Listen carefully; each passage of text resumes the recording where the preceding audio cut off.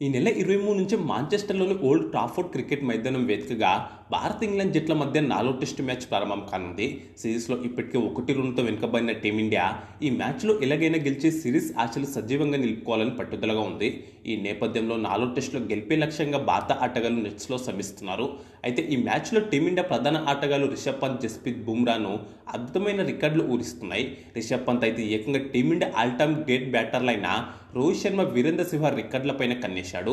ఈ ఒక్క రికార్డే కాకుండా ఏకంగా 4 రికార్డులను 4 టెస్టులో రిషబ్ పంత్ బ్రేక్ చేసే అవకాశాలు ఎక్కువగా ఉన్నాయి. మరోవైపు pace gun Jasprit Bumrah England గడ్డపై చరిత్ర సృష్టించడానికి ఒక వికెట్ దూరంలో ఉన్నాడు. ముందుగా బుమ్రా రికార్డు గురించి మాట్లాడుకుంటే ఇంగ్లాండ్ గడ్డపై టెస్టుల్లో జస్ప్రీత్ బుమ్రా ఇప్పటివరకు 49 వికెట్లు తీశాడు. దీంతో ఇంగ్లాండ్లో టెస్టుల్లో అత్యధిక వికెట్లు తీసిన భారత బౌలర్గా ఉన్నాడు. దీంతో 4వ టెస్టులో ఇంకొక వికెట్ తీస్తే ఇంగ్లాండ్ గడ్డపై టెస్టులో 50 వికెట్లు తీసిన తొలి భారత బౌలర్గా జస్ప్రీత్ బుమ్రా చరిత్ర సృష్టిస్తాడు. కాగా ఈ సిరీస్లో ఇప్పటికే ఆడిన 2 టెస్టుల్లో బుమ్రా ఏకంగా 12 వికెట్లు తీసి మంచి ఫామ్లో ఉన్నాడు.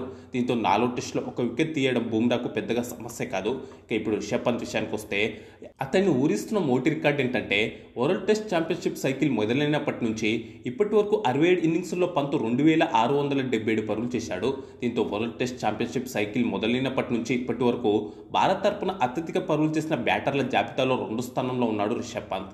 69 ఇన్నింగ్స్లో 2716 పరుగులు చేసిన హిట్ మ్యాన్ రోహిత్ శర్మ ఈ జాబితాలో మొదటి స్థానంలో ఉన్నాడు.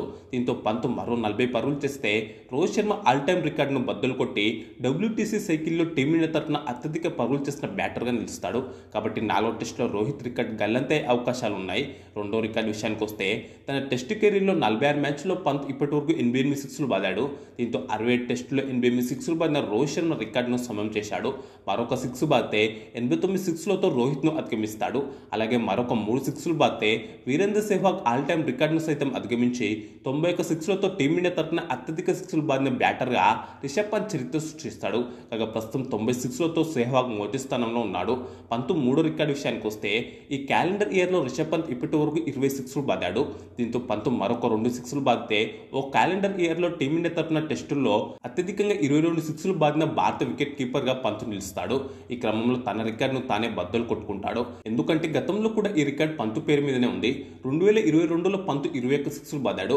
అలాగే 5 క్యాలెండర్ ఇయర్స్లో ప్రతి సంవత్సరం కనీసం 15 సిక్స్ల చొప్పున బాదిన తొలి వికెట్ కీపర్గా కూడా రిషబ్ పంత్ ఇప్పటికే చరిత్ర సృష్టించిన సంగతి తెలిసిందే. ఇక చివరిగా 4వ రికార్డు విషయానికి వస్తే ఈ టెస్ట్ సిరీస్లో రిషబ్ పంత్ ఇప్పటి వరకు 425 పరుగులు చేశాడు.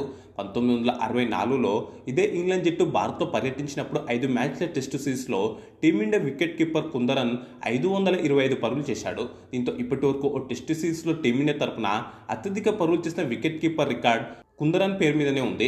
కాబట్టి ఈ సిరీస్లో రిషబ్ పంత్ మరొక 101 పరుగులు చేస్తే కుందరన్ ఆల్ టైమ్ రికార్డును బద్దలు కొడతాడు.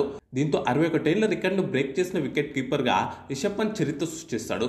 మొత్తంగా చూస్తే 1966-67లో ఆస్ట్రేలియాతో జరిగిన టెస్ట్ సిరీస్లో దక్షిణాఫ్రికా తరపున 606 పరుగులు చేసిన డెనిస్ లిండ్సే ఈ జాబితాలో మొదటి స్థానంలో ఉన్నాడు.